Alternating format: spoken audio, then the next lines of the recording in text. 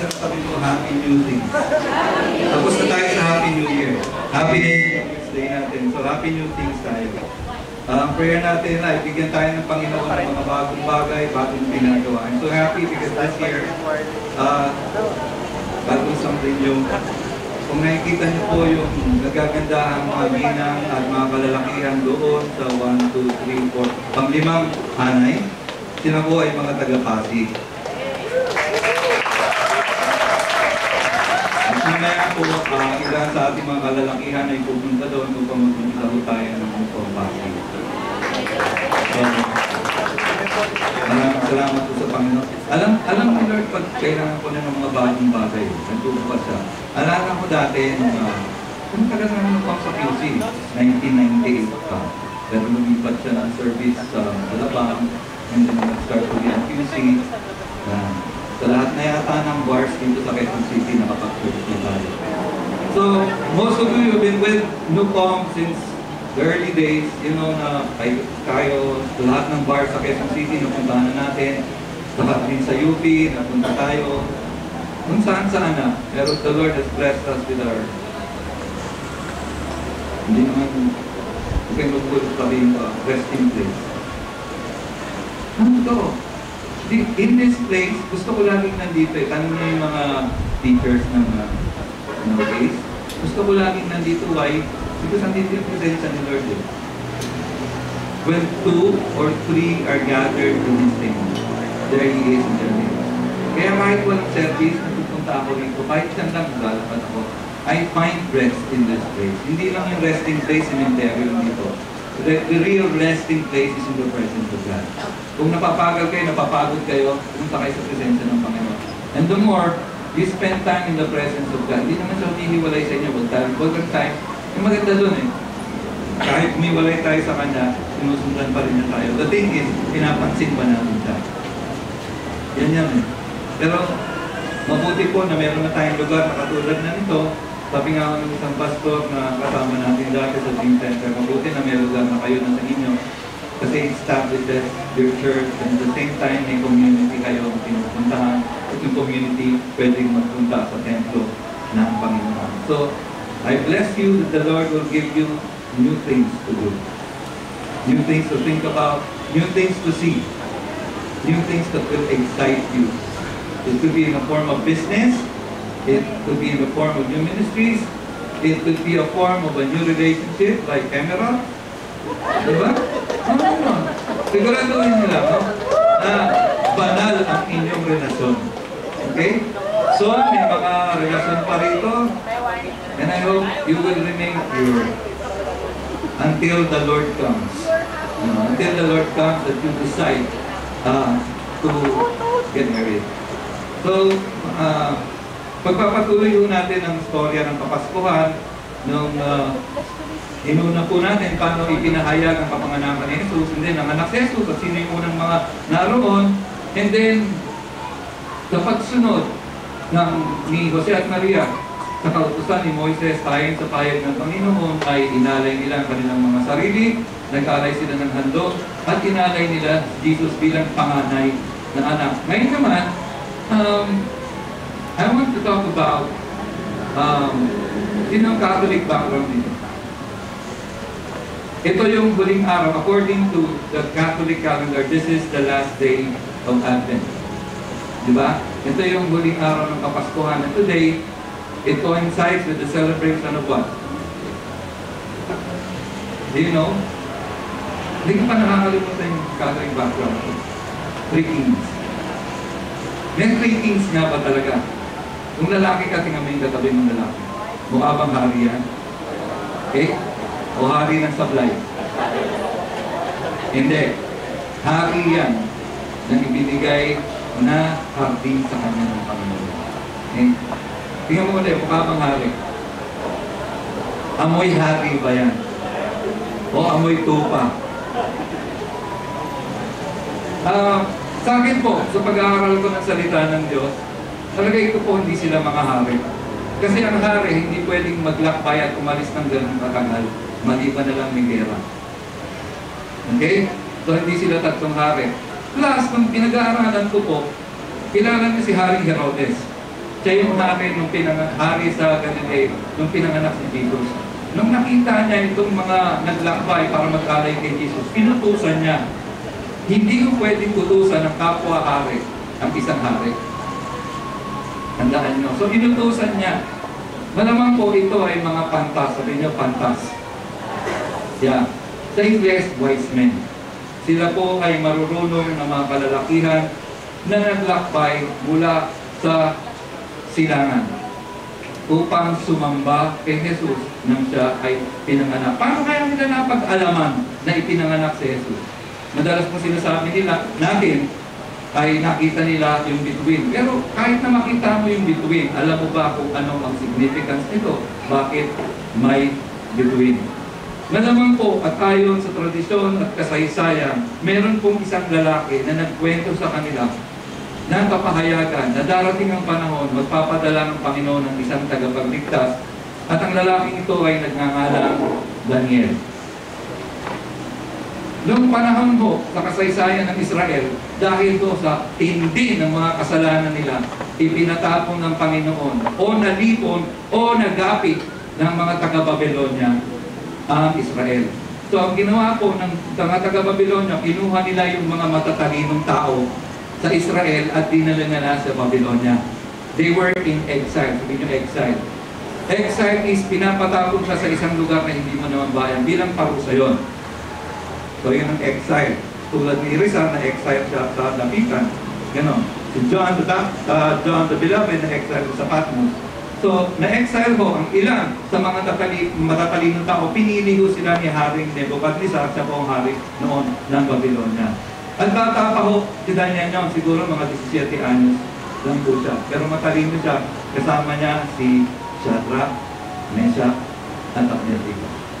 Marami po ang nagsasabi sa mga historian at tradisyon na malamang siya ang nagkalat dahil ito po ang nasusulat doon sa Daniel 2 verse 48. Then the king praised Daniel. Kasi matalino talaga si Daniel. Maliban sa katalinuhan niya, kinakasihan pa siya ng Panginoon. Dahil tapat at matuwid siya sa mata ng Panginoon. Then the king placed Daniel in a high position and lavished many gifts on him. Pag tayo pala ay matalino, ayon sa katuwiran ng Panginoon, sino gusto makatanggap ng regalo dito? Hanggang ngayon, may mga regalo pa rin dito sa bahay namin. Gusto nyo pumunta, gusto nyo mamili doon. Pumunta ko kayo.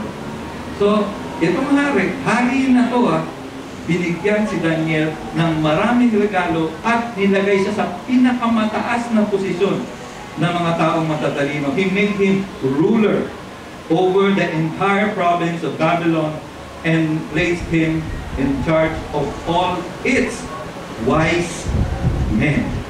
Siya ho ang in charge. Siya tagapamunong lahat ng matatalinong kalalakihan doon sa lugar ng Babylonia. I think Babylon right now is in southern Iraq. Am I right? Doon sa bandang Iraq, yung modern day, yung present day, nandun siya sa bandang Iraq. So doon dinala yung mga Israelita at si Daniel at kanyang mga tropa, yung mga barkada niya, Shadrach, Meshach, Abednego, sila yung matatalino sila. Pero dahil kinasihan pa ni Lord si Daniel, nakita ng hari ang kapangyarihan binigay ng Panginoon kay Daniel, siya itinaas. Kung tayo po ay matalino sa katuwiran at kabutihan ng Panginoon, ang Panginoon po magtataas sa atin. At yan po ay makikita, magkakaroon tayo ng favor kay God at favor sa mga tao. Alala nyo how Jesus grew up? Favor with God and with man. So, malamang po, at ayon nga sa tradisyon at kasaysayan, si Daniel ang nagdala. Pero gaano nakatagal yun? Gaano katagal bago yun natupad? At gaano katagal ang hinintay ng mga pantas na ito? Noong panahon ni Daniel hanggang sa panahon na ipinanganak na si Jesus. Kung babasahin niyo po yung Matthew 1 verse 17. Thus there were 14 generations in all from Abraham to David, 14 from David to the exile to Babylon, and 14 from exile to the Messiah. So 14 generations po. Kaya tinataya, how many years is there in a generation? 40 years? Wow. So mga ganun po. It's said to be from Isaiah, is 600 years. So this could have happened later on. It might be the same years. I'm not so sure. Pero ganong katagal, daang taon ang hinintay bago ipinanganak si Jesus. Malamang napatay na yung pinagsabihan niya. Ang maganda nito, yung ikinalat ni Daniel. Yung ikinalat ni Daniel na pagdating ni Jesus, na ipasa ng mga wise men ng panahon ni Jesus hanggang dun sa panahon ni Daniel, hanggang sa panahon ni Jesus. At naghihintay po sila sa pagdating ng Mesiyas na ito. Ang tanong, tayo ba ay naghihintay rin? Naghihintay ba tayo sa ating mga pamilya, tahanan na dumating ang ating tagapagligtas na Jesus at lahat ng bagay na nangyayari sa ating tahanan ay maayos? Yun yung hope nila kaya gusto nilang makita si Jesus. Sinasabi na si Jesus ang makakapag-ayos ng lahat ng pamamahala ng bagay sa buhay ng tao. So kahit gano'n natin katagal hintayan, basta hinihintay natin. Okay? Ang title po ng ating message sa araw na ito is Naghintay, Naglakbay, Nag-alay. Okay? Naghintay, Naglakbay, Nag-alay. Araw-araw po, linggo-linggo, ginagawa natin yan. Naghihintay tayo ng Sunday, and gaano man kalayo o kalapit ang ating pinanggalingan, naglalakbay po tayo for the reason, sa dahilan, nais nating mag-alay sa ating Panginoon. Hindi lang para tumupad ng isang obligasyon, dahil may gusto tayong i-alay sa Panginoon. Ito man ay maganda, mabuti tatanggapin ng Panginoon niya. Meron kang testimonya, sinamahan ka ng Panginoon sa isang sitwasyon at ikaw ay nakalusot o nakadaan, praise God. Ikaw man ay dinadala ngayon, gawin kayo mag-asawa, malungkot kayo, kailangan mo ng pera, alay pa rin sa Panginoon kasi sinasabi mo, Lord, hindi ko kaya itong sitwasyon nito, pero ikaw kaya mo. Minsan po kasi nakikita na ng ating alay, yung magagandang bagay. Alam niyo ba kahit kasalanan niyo pwede niyo i-alay? Panginoon, Lord, makagawa po ako ng kasalanan, patawarin niyo po. Ayoko na pang ulitin ito. Ni-alay ko. The thing is, mas mabuti ang i-alay na nga natin sa Panginoon kasi siya may magagawa. Tayo paulit-ulit lang. Without the help of God, paulit-ulit lang tayo sa kasalanan natin. Paulit-ulit lang tayo sa nakalipas natin. Kaya yung kanina yung nagsulat doon, gusto kong bumait. Gusto niyang bumait pero hindi niya magawa. Why? Because Jesus is not there. The Spirit of God is not there. It is only Jesus who can give us the hope and the strength to start anew. Sabihin mo sa katabi mo, happy new things. Yan. So basahin natin yung storya. Ano ba nangyari? So, narinig ng mga pantas na ito, ng mga wise men na papanganak si Jesus. So nakita nila yung star. At ito po ang storya from Matthew chapter 2 verses 1 to 12. Unahin mo natin ang first 3 chapters. After Jesus was born in Bethlehem in Judea. After, pagkatapos na ipanganak si Jesus sa Bethlehem sa Judea, during the time of King Herod, Magi from the east. Sabihin niya Magi. Okay? Sino kumakain dito ng noodles? Pamilyar sa inyo yan, di ba? Maggi instant noodles. Pero ang pronunciation mo na Magi. Plural po yan. Ang singular niyan, Magus. Okay? Parang parehong pagkain, Maggi, noodles, Magus, pizza. Parang parehong pagkain. So, Magi, plural, Magus, singular. So, Magi, ibig sabihin, marami silang nagpunta. Hindi lang tatlo. Marami. Marami sila. From the east, came to the Jerusalem and asked, "Where is the one who has been born King of the Jews? We saw his star when it rose and have come to worship him. When King Herod heard this, he was disturbed, and all Jerusalem with him." So nakita nila yung tala na siyang gumabay sa kanila sa pagpunta sa Jerusalem upang makita at sambahin. Okay? Naglakbay ho sila mula Hilaga, mula doon sa kanilang pinanggalingan, mula sa silangan upang sambahin. Yun ho ang pakay nila. Okay? Para sumamba.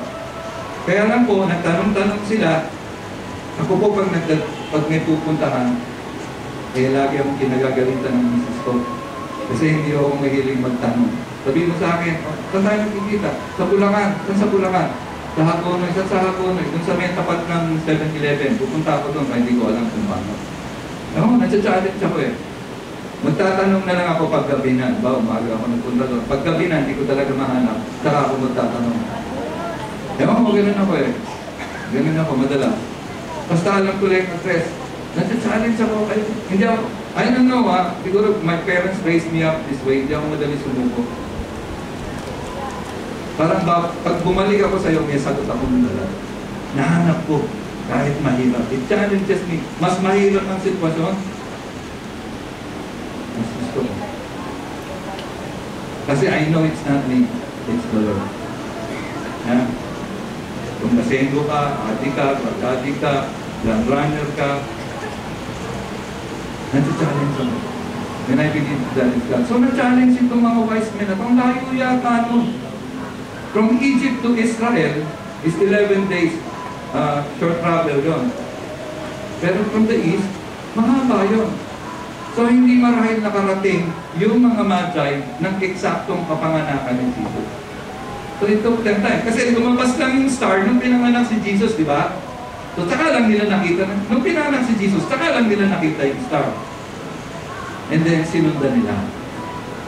So, nung dumating na sila sa Jerusalem, gusto nilang makakita eksakto kung nasa pinanganak si Jesus. Sabi ng mga, nagtanong sila, siyempre, kay Haring Herodes. Pero ang nangyari, na-disturb si Herodes at lahat ng taga-Jerusalem. Why? Because King Herod wants to stay in power till his death. Sakin siya sa kapangyarihan. So natakot siya nung sinabi at diniklara ng mga magi, nasaan ang pinanganak na hari ng mga Hudyo? Eh siya yung hari ng mga Hudyo nun eh. Imagine mo may pinanganak na hari ng Hudyo, ikaw yung hari. Ibig sabihin may papalit na sa akin, nagalit siya. Nagulumihanan siya. Tuloy natin, verse 4 to 6. When he had called together all the people, chief priests and teachers of the law, he asked them where the Messiah was to be born. So tinanong niya. Kahit siya hindi niya alam, kahit Hudyo siya, hindi niya alam kung saan ipapanganak si Jesus. Sana naman po, bilang tagasunod ni Jesus, alam po natin yung nangyayari at ginagawa niya sa ating mga buhay.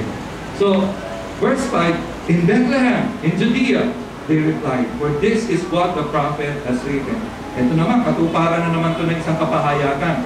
But you, Bethlehem, in the land of Judah, are by no means least among the rulers of Judah, for out of you will come a ruler who will be shepherd, who will shepherd my people Israel. Okay? Bagamat si Jesus po ay dumating bilang hari, ang pakay niya po ay ipastol tayo. The Lord is my shepherd, I shall not want. So napag-alaman po nila ayon sa may kapahayagan. Sa aklat po ng Amos, sinasabi po ron, hindi raw kumikilos ang Panginoon na hindi niya hinahayag sa kanyang mga lingkod. Ang tanong ko, sino ba rito ang nararamdaman sa puso nila na lingkod sila ng Panginoon?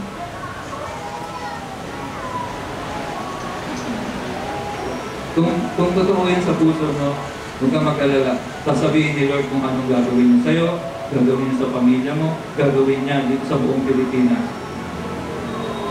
Honestly, I'm so excited itong pagpasok ng taon to kasi ang daming bagong bagay na inilalagay ni Lord sa isip ko. Hindi lang pampamilya, church pa. Yan. Yan totoo. Sa family namin, we're so happy. Yan yun naman. Tapat talaga ang Panginoon. Diba, Daddy? Oh, tapat ang Panginoon. In 1996, I made a covenant with God. Sabi ko, Lord, alagaan mo lang po ang nanay at tatay ko, paglilingkuran kita ng tapat. Pakainin mo lang sila at kung silang babayaan, lagi silang malakas. O ngayon, malakas pa rin silang kumain.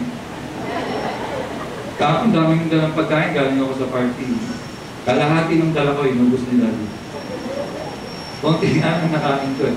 But you know what? Kahit hindi ako faithful at times, faithful si Daddy. Kasi yung faithfulness niya, yun yung nagpapaalala na maging faithful tayo. Hindi na tayo sinisingit o hindi ka tapat. Hindi. Patuloy yan. pinapakita niya yung faithfulness na sa atin para maalala natin, uy, may covenant ako sa'yo. Ito yung pagpapaalala na may covenant siya sa kanyang living hinirang.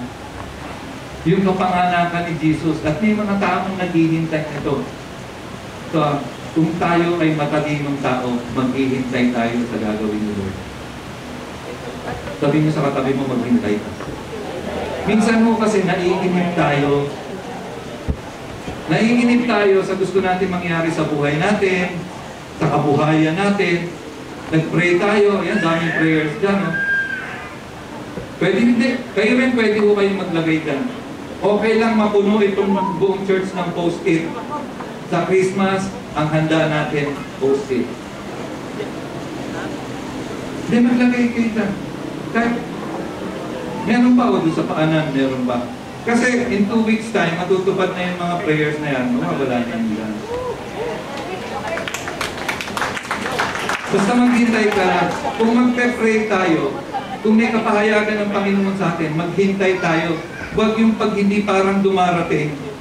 Sige, ako na lang gagawa. Tagal mo yun. Palpak. Totoo lang. Palpak. Pag ko alam, naranasan ko na yan. Hindi ako nakapaghintay. Gumawa ako ng sarili kong plano. Palpak. Damay pa yung misis ko. Damay Panginoon ko. Alam mo, pag may pumalpak sa isang tao, maraming damay. Maraming damay. Pero dahil sa ginawa ng isang Diyos na nagkagawang tao, marami rin ang nadamay sa katuwiran at kabutihan. So, nagpunta na awangaho yung mga pantas at doon ay napagalaman nila na sa Bethlehem pala ipinanganak si Jesus. Then Herod called the Magi secretly and found out from them the exact time the star had appeared. Kanyo, itong Hudyo, hindi niya alam.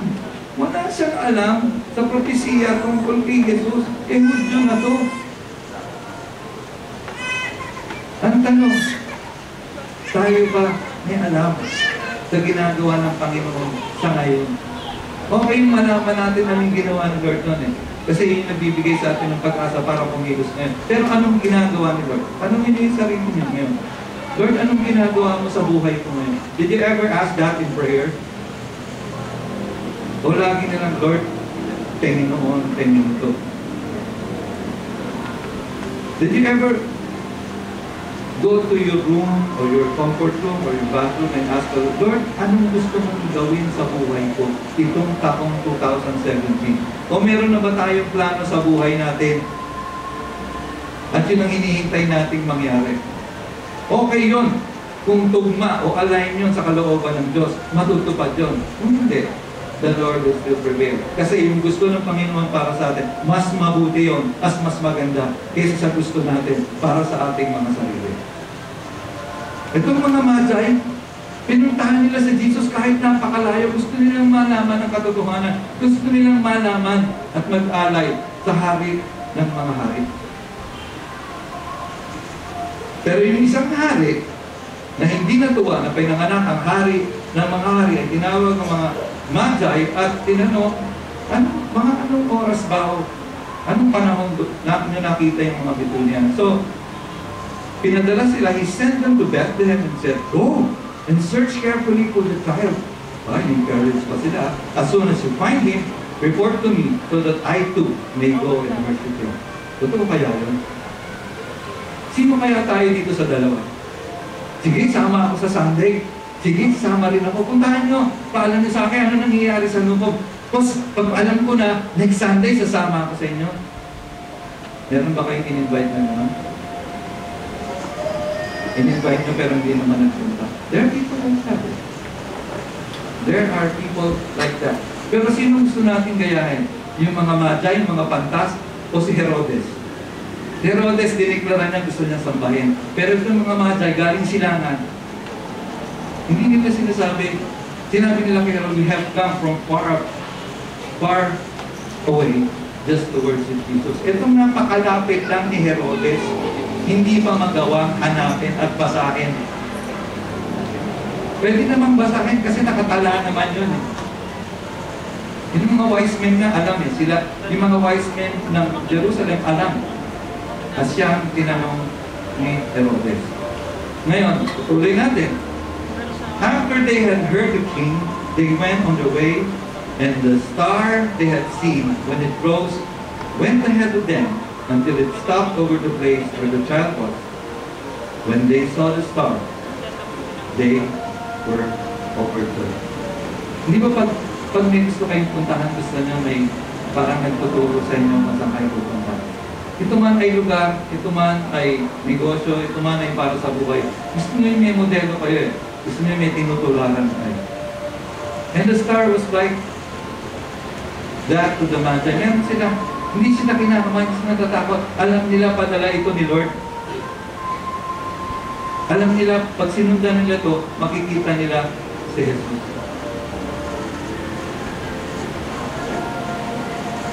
Alam niyo ba na yung pastor niyo padala ni Lord? Sinusundan niyo ba siya? Are you sure? Kasi sinundan nila yung star. Nakita nila si Jesus. If God gives you a person to take care of you, kahit ako yun, trust them because they were sent by God. Kung palpak sila ako sa atin, tao rin naman yun. Tao rin naman ako. Mapalpak din naman. I think sometimes inilalagay natin yung mga pastor sa nakakataas na pedestal. Hindi yun. Patas lang tayo. Umaakit lang ako rito pag nagtuturo. Pero sa totoo, patas lang tayo. Nauna lang ako ng 2 paligo sa inyo. Dahil 2 beses ako maligo sa isang araw. So, bago pumasok, hindi ko kasi ako nagbibihis ng hindi nabibigyo. Alam mo yan ng mga malalaki sa akin.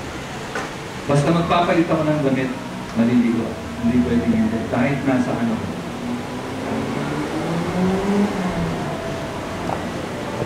So, patas lang kung tayo. Pareho lang tayong tao, pareho lang tayong tinawag ng Lord, pareho lang tayong lingkod, pareho lang tayo, iba-iba lang tayo ng kakayahan dahil iba-iba ang kaloob sa atin ng Panginoon. Bakit? Para mag-ganon tayo. Kahit ngipin, hindi pare-pareho. Diba? May pangkagat, may bagang. Yung itong ngipin sa harap, ang butol ko yung bagang pang-crush. Diba? Tama ba ni Meral? May crush ka ba?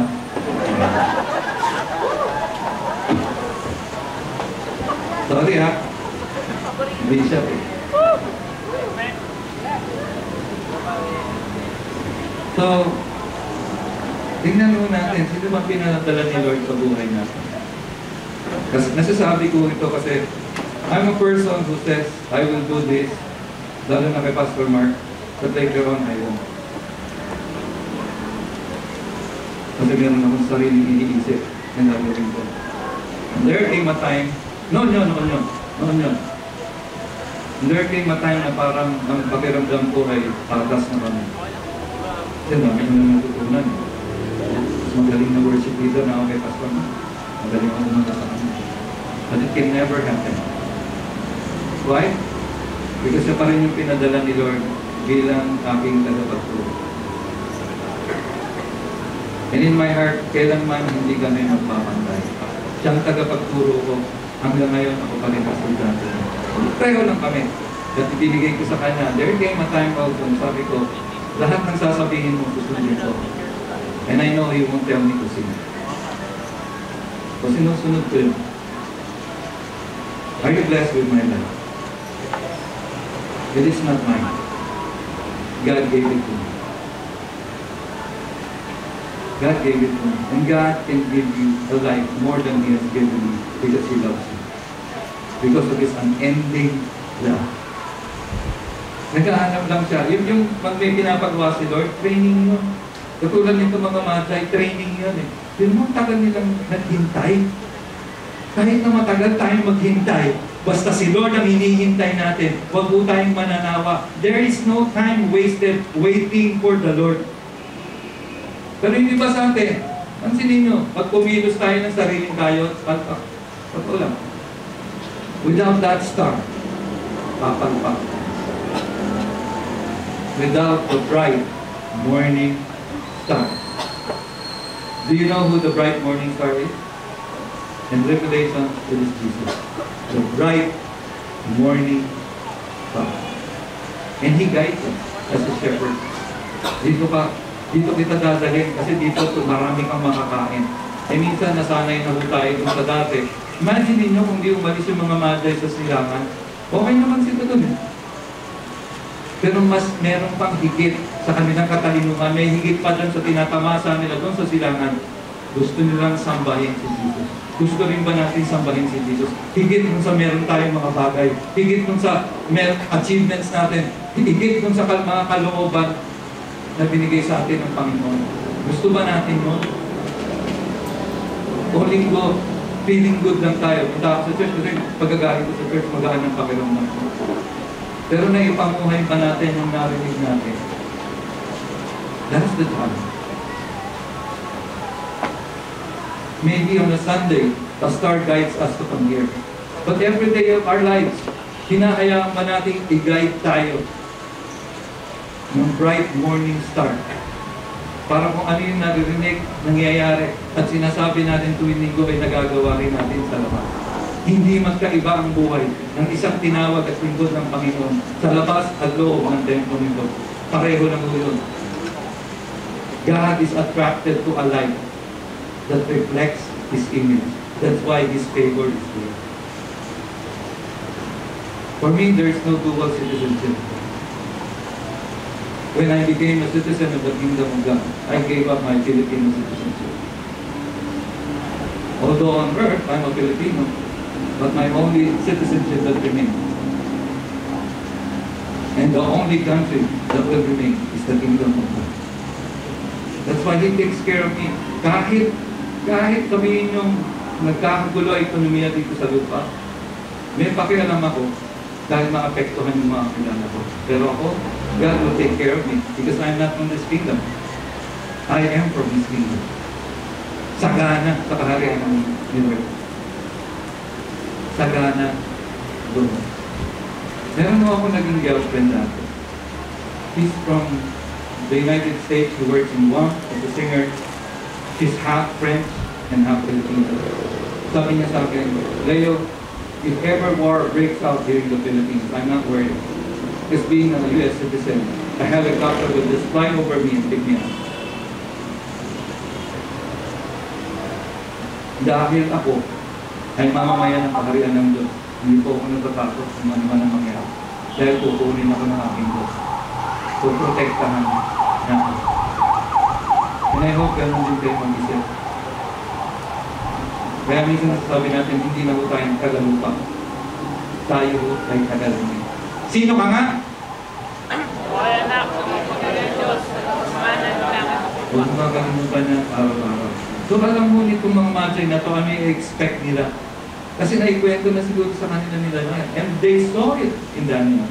Naipasa na to from one generation to the other. So, when they saw the star, they were overjoyed. On coming to the house, sabihin yung house. So, hindi yung sasabsaban nakita ng mga panta si Jesus. On coming to the house, pumasok po sila sa bahay. Siguro may inupahan sila Jesus o si Jose sa bahay. So, Bethlehem, they saw the child with his mother Mary, and they bowed down and worshiped Him.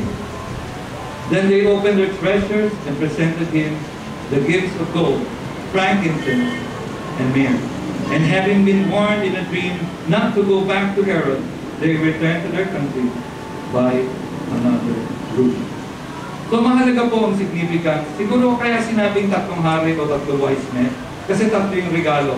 But hindi naman po kailangan sundin kung tatlo lang yung regalo, eh tatlo lang yung nagbigay. Kasi nung araw, pag sila ay naglalakbay, may isa hong grupo yun. They call it caravan. Marami hong... Kasi kung tatlo lang sila, nakasakay sila sa kamelyo, saan nila lalagay yung pagkain nila? It could be a month's journey. So may dala pa ho silang ibang mga hayop, siguro mga asno, kamelyo, nandun yung mga pagkain nila. At narinig ko po ito sa isang kalapagturo na kaibigan ko, yung gintura ho na dala ng mga hari,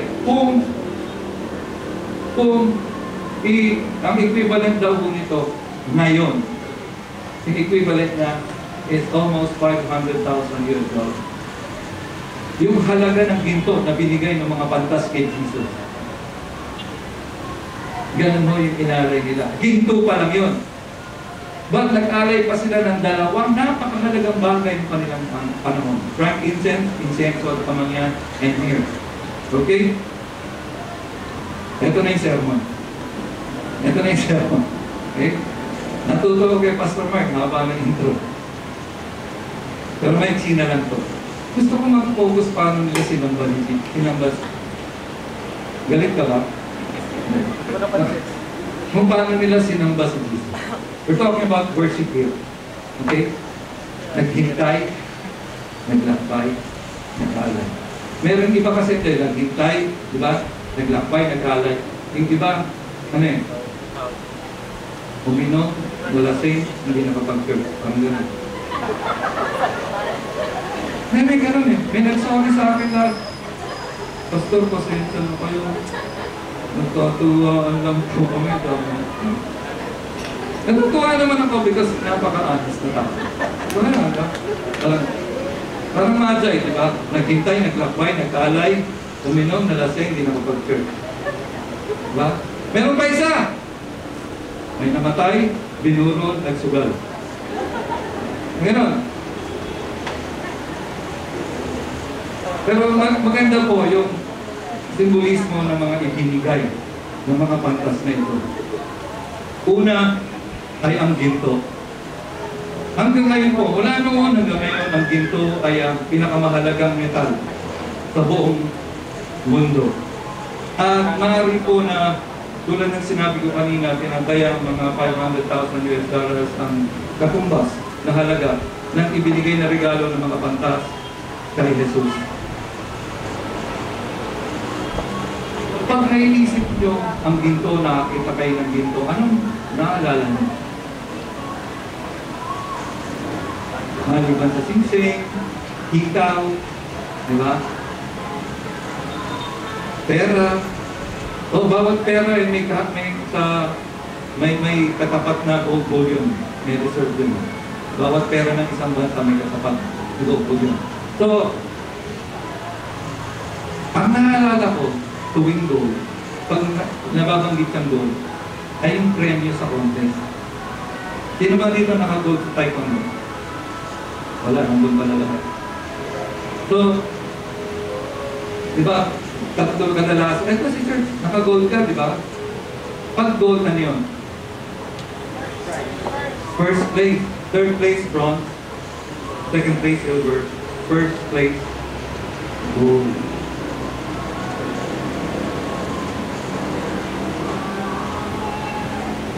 Siguro sinasabi yung mga Majay, ito yung bibigay namin sa'yo. Because we want you to take the first place in our life. Sana ganun natin sambahin si Jesus. You will take the first place dun sa buhay natin.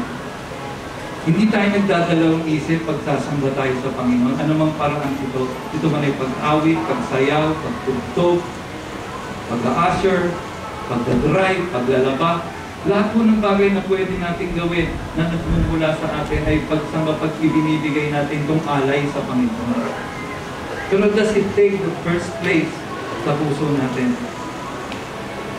First place means it is your priority. Prioridad ba natin ang sumamba sa Panginoon at mag-alay sa Kanya sa panahon na itinakda para tayo magsama-sama? Bato-bato sa langit pag magagalit. Pero napansin ko ito, ang tao, tuwing magtatanggal sa schedule niya at meron siyang gagawin, ipagpapalit niya ang araw ng Sabado. Tama, mali. Ipagpapalit niya ang linggo, pero hindi yan na-absent sa trabaho. Masakit man isipin, pero minsan, naiisip ko, I'm just thinking out loud. Hindi ko sinasabing ganito ba yun. Kaya lang nangyayari, ang tao hindi siya absent sa trabaho kasi sinsweldohan ba yung mga pantas nung nagpunta sila kay Jesus? Sila nga yung nagbigay eh. Pag tayo sumasamba, hindi tayo umaasa ng regalo. Tayo yung nagre-regalo. Dahil sa kultura ng mga Pilipino, lagi umaasa ng regalo. O, di ba? Lagi tayo nagpaparinig. Hindi na ho regalo yung kung pinarinig mo. Jesus didn't know, may darating. Siguro mga 2 years old na si Jesus nung dumating ng mga kanta. It will take time. Bakit 2 years old? Explain ko na lang sa inyo. Bakit 2 years? Pero ito yun eh. Bakit? Ba't ganun? Ba't ganun tayo mag-isip? Sige, sa Sunday na. Sige, tayo Sunday, 9 to 11, kita tayo. Hindi na lang ako mag-church. Bakit kaya? Ano mas mahalaga? Ginto o si Jesus? Tipin mo. May ginto ka man. Ang buong ginto man ay nasa sa atin. Pag namatay ka ba, madadala mo yan? Ang maganda po, pag nasa sa atin si Jesus, kahit wala tayong ginto, mayaman mo tayo dito sa lupa. Kahit mawala na tayo sa lupa, may maiiwan pa tayo. Dahil yung karakter ni Jesus na sa atin, yun ang maiiwan natin. Doon sa lapidan nakalagay doon, ang pinakamabait at makatuwid ng tao. Nakita ko. People with man. Diba? Minsan kasi tayo iniisip lang natin yung ngayon. Inilagay ko ito sa Facebook, ulitin ko. Ang taong hindi natatanaw ang kinabukasan, ang alam lang niyang pwedeng mangyari at mangyayari ay ang kahapon. Okay?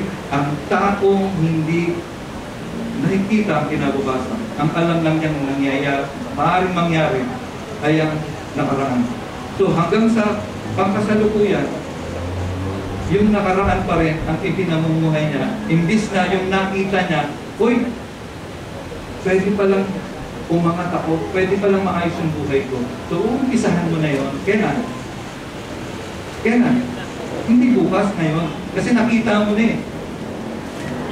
The reason why I became a pastor, kasi nung sinubo ko yung buhay ko kay Jesus, naging worship leader ako. So, ako yung chief worship leader ng nung mga araw. Kahit kung sa unang church pa namin, ang sabi ko kay Joan, kasi best friend ko si Joan, hindi ko pa sa girlfriend. Sabi ko, ang susunod dito, magiging pastor na. I saw it. Ngayon, na nakikita ko, years time, magiging bishop na ako. Bishop, hindi ako pwedeng maging queen, king. Kung gusto niyo sa tabi ko, mamili kayo. Meron na akong queen eh. Kailangan ko 2 bishop, knight, kapago. Yun ang kailangan ko. Hindi totoo, huwag nagtitiro. It's not like a chess, pero yun ang kailangan ko. Kailangan ko ng pundasyon. Kailangan ko ng pundasyon. Ha? Kailangan mo pa daw ng joker. Joker? Hindi, pawn. Pawn shop. Para kumita naman tayo. Diba? Sinasabi ko pagdating sa pagsamba, I wish, makita natin yung kahalagahan. Huwag natin ipagpalit. Araw lang yun. Yung mga madsay, ilang araw, silang inaasam-asam, sana na ito na kami, sana na ito. Parang yung bata, pag nagdadrive ka, di ba? Yung mga bata nagtatanong sa daddy nila, sa mama nila. Are we there yet? Are we there yet? Are we there yet? Andiyan tayo. Nana po, parang rin tayong bata. Kaya nga sinabi ng Biblia, hindi tayo parang bata if we're not childlike, hindi childish. Childlike, we cannot enter into the kingdom of heaven. Dapat ganun yung pananampalataya natin. Naghihintay tayo habang araw-araw, Monday pa lang, pinupuntiraya natin yung linggo. Sunday, sasamba ako sa Sunday. Tataas ako ng kamay. Sa Sunday, kakanta ako. Kahit di ako marunong kumanta, kakanta ako, kakalun ako. Tatayo ako sa silya. Malaya naman kayo gawin ko. Gusto mo rin dito. Kung paano nyo may papahayag ng pagsamba ko. Yung mga maday, pagsamba nila, naglakbay sila ng malayo. May dala-dala silang mga mabibigat na gamit. Eh, sinasabi ko, ay mabigat yung dala-dala nyo, punta lang kayo dito. Wala naman magsasabi sa inyo, pagpasok nyo lang eh. Huwag kang pumasok dito, kasi lasing ka. Kahit lasing dito, pwede pumasok, mawawala pagkalasing mo. Mas kailangan nga ng lasing pumasok dito eh. Mas kailangan ng sugarol pumasok dito. Mas kailangan ng putang pumasok dito. Dahil ito yung kailangan nila. Ang church ay hindi museo ng mga santo.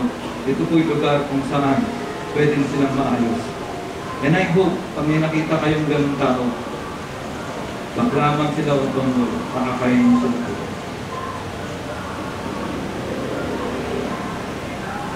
Nakita ko yun eh. Yung pinipinlan ko to. Ginto eh. Kaya Lord, lahat ng tao ginto. Kahit may puti, ang ginto, ginto pa rin. Ginto naman tayo talaga eh. Nilalang tayo ng Panginoong ginto. Dahil lang sa pandaraya ng kaaway, kaya naputikan tayo. Ngayon gusto tayong hugasan ni Jesus. Ang pinanghugas niya mismo, yung dugo niya. Eh wala nang lililis pa doon. Kaya nga pwede na tayong sumamba sa Panginoon. I want to pray for you.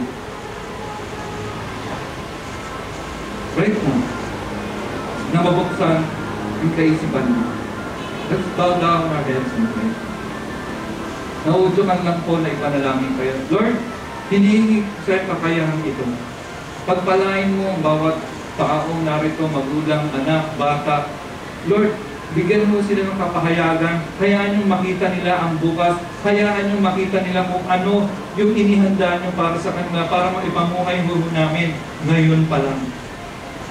Sawa na po kami, Panginoon, na nagpapakasakali. Sawa na po kami na hinuhulaan namin kung anong mangyayari mamaya ang bukas. Gusto namin mapag-alaman, kaya lahat ng pamumuhay namin nakatuon doon sa iyong inihayag sa amin. Pero alam po namin ang plano nyo eh. Gusto na kaming managana, gusto na kaming magkaroon ng kinabukasan at ng pag-asa. Kaya sa umaga pong ito, Lord, pagpahayagan mo ang iyong mga ginto. Pagpahayagan mo kami, Panginoon. Dahil ginto kami sa iyong paningin, sa iyong puso. Salamat po, Panginoon. Alam nyo, when we worship at nakatuon sa pagsamba ang ating kaisipan ng puso, parang inuulit po natin yung ginawa ng mga magay. Naghintay tayo ng Sunday, naglakbay tayo. Ang tanong, may dala ba tayong ginto? Meron. Ikaw yun at ako. Yung buhay natin ang ginto sa Panginoon na napakahalaga. Why else would He die for us if we're not precious to Him? Sipin niyo. Ikaw nga, gusto mong magpakamatay para sa girlfriend mo, asawa, anak. Si Jesus, kahit hindi niya kaano-ano, gusto na lang tayong mahugasan at magmukhang ginto ulit. Tingnan mo nga yung katabi mo. Tingnan mo kung naninilaw. Ayan. Yung mga yung ngipin niyan, kung may dilaw, umiting nga. Jesus must take the first place in our life. Ang pagsamba po ay prioridad. Okay? Tandaan niya, ang pagsamba ay prioridad. Pangalawang inahalik kay Jesus ay frankincense o incense. Nakikita niya sa mga Chinese yung ginagano nila. Pero hindi na ganun puro yun. Hindi nila kay Jesus. Ang insenso po ay nanggagaling sa isang puno at ang ginagawa mo ay kinakayas yung balat ng puno at kinakasas ko nila. Ano yan? Pork and beans? Incense? Incense yan? Okay. Ang pork and beans yan. So kinakayas ko ang puno, kinakayas ko siya at hinihintay kumatas, kulay puti yung patas. At pinatitigas po yun, yung huling sinusunog. Ang bangunon. Ang bangunon. At yun ay nagmumula sa katawan ng isang puno. Hindi ko alam exactly kung anong puno, hindi ako next week ko na i-research. Pero yun ang nangyayari. Hindi mo madali na kunin yung patas kasi babagbakin mo pa eh. Tapos lalagyan mo ng parang sugat para kumatas. Eh minsan mo, ganun naman talaga buhay natin. Diba? Kailangan, yung pagsamba natin, kailangan tatas ng relasyon natin ng iba. Hindi ko siya drawing. Siguro sa umpisa, nung nagpunta ko naman ako sa church una, nakikigaya lang ako eh. Kung nakubo ko sa bandang likod, kung ano yung ginagawa nung nasa harap, ginagawa ko rin. Gaganon sila, gaganon din ako. Hanggang palapit na ako ng palapit. Buo ako sa gitna, second row. Nung nasa first row na ako, nakikikanta na ako sa worship team. Kasi yung una kong church, wala na ako silang entablado dun sa kanilang lugar. Doon ko nakilala si Ate Duarno. So pag kumakanta ko sila, andun lang ako sa tabi nila, nakikibackup ako kahit hindi official. At in such time, naging backup singer po ako. And then sabi ko kay Pastor Mark, gusto ko maging worship leader. Nung ako ni Pastor Mark, naging pastor. Yung nakita kong pagkasenso ko dun sa ginagawa nila, kasabay din mo yung pagkasenso ko sa buhay. Wala nang iba pang maganda pagkasenso, kundi yun ang wala kayo. Kaya lang, kailangan kayasin ko tayo. Diba? Si Jesus ang ugat. Ayun po. So yung pagsamba natin, katas ng relasyon natin. Habang lumalalim tayo kay Jesus, mas tumitindi yung pagsamba natin. Hindi lamang napag-awit. Hindi lamang pagsayaw. You know, sometimes churches focus their worship on the minors. Sometimes we play excellently and we sing excellently and we think that's worship. No? Worship is our relationship with God. Ang church na nag-focus dun sa talent para sumamba, madali uling gumuho. Pero ang church na nag-focus sa worship na ang relasyon nila ay malalim sa Panginoon, wala siyang pwedeng, walang bagay o taong pwedeng gumuho sa Kanya. Kahit hindi na sumasamba ang buong komunidad, ang mga tao kong ito, dahil malalim sa Panginoon, dahil hinayaan nilang ayasin ang kanilang mga katawan, pag-uugali at buhay. Ang katas ko nila ay laging pagsamba. At yan, katulad ng insenso pag sinusunog. Nakakamoy na ba kayo insenso pag sinusunog? Mabango, di ba? Yung pagsambang nagmula sa katas sa relasyon natin sa Panginoon, isang mabangong samyo na naaamoy ng ating Panginoon. Hindi siya mabanto. Mabango. Pangatlo, mira. Ang mira po ay galing po sa Arabia. So malayo yung pinanggalingan, marahil hinihipon pa nito ng mga mago. At maraming beses ko siya na-mention sa Bible. Inilalagay po siya, sinasama po siya sa pabango, isang sinasama rin siya sa inumin. Yung isang example nito ay nandun sa aklat ng Luke. Nung bago ipako si Jesus, binibigyan mo siya ng inumin na mapait. Kasi ang mira mapait eh. Yun mo yung alak na nilagyan ng mira, mapait. So bago siya ipako, inaalok siya. Gusto mo, hindi mo niya inumin. Pero ito po, ang simbolismo ng mira. Ito po ay ginagamit sa imbalsamo. Pag i-imbalsamo.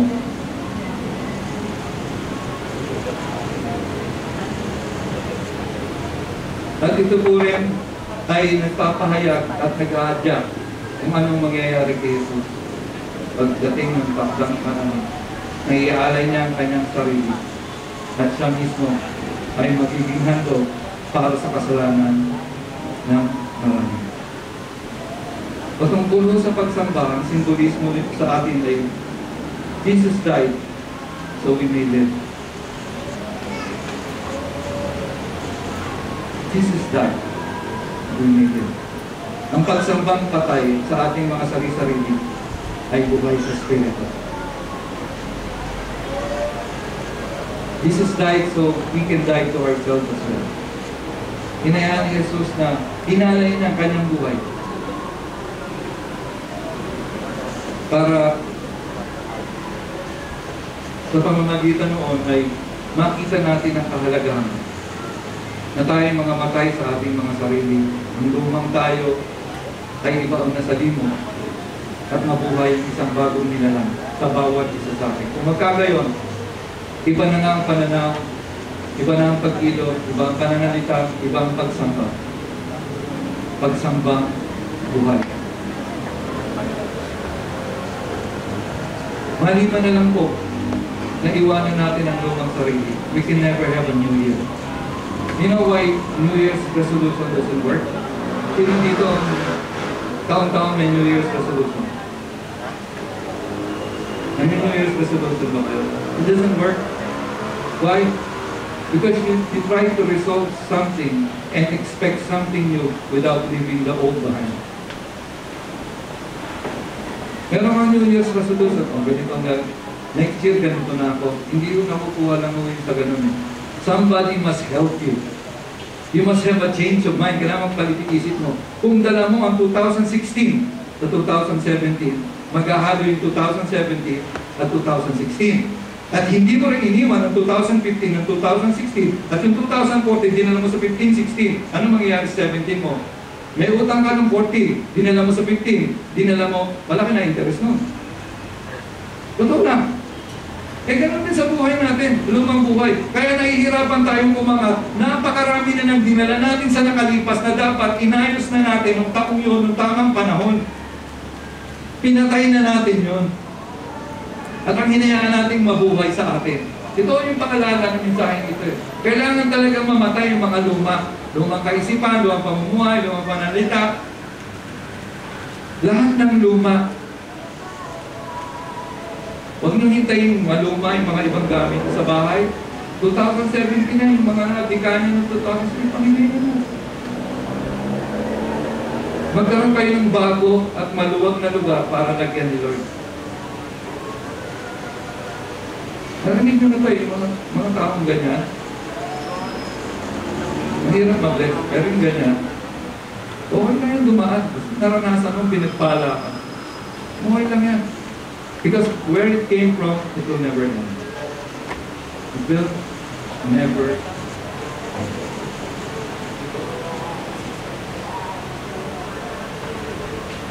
So ito, sa pagsamba, tandaan nyo, tayo ay pinto. Hinugasan tayo ng Panginoon. Dati, may putik ang gintong ito. Pero hinugasan tayo ng Panginoon sa pamamagitan ng kanyang dugo. Nais ng Panginoon na tayo ay maging mabangong samyo sa tuwing tayo ay sumasamba. Dahil ang pagsamba natin ay mula sa katas ng relasyon natin sa Kanya. At huli, makakapangyari lamang po ang relasyon ito kung iiwan natin ang ating nakalipas at haharapin natin ang mga bagong bagay na ginagawa ng Panginoon sa ating mga buhay. Kanina tinanong ko sa inyo, sa palagay mo o sa puso mo, alam mo bang lingkod ka ng Panginoon? Kung alam mo lingkod ka ng Panginoon, ihahayag sa inyo ng Panginoon kung anong gagawin niya sa buhay mo. Yun ho ang sabi sa aklat ng Amos. Hindi kumikilos ang Panginoon ang hindi inihahayag sa kanyang mga lingkod ang kanyang gagawin. At sana po, kung ako man ay may hilingin sa Panginoon para sa atin, sana po, ma-pressure po na yung mga uli natin. Lumambot ba? Ha? Huwag nang matigas. Huwag na tayo magtigas-tigasan. Sumunod na lang tayo sa may kapangyarihan. Sumunod na lang tayo kaya. Naranasan naman na natin pumalpak eh. Tagal na natin dito sa lupa. Huwag na natin ipagwalang bahala ang ating mga buhay. May paraan naman si Lord.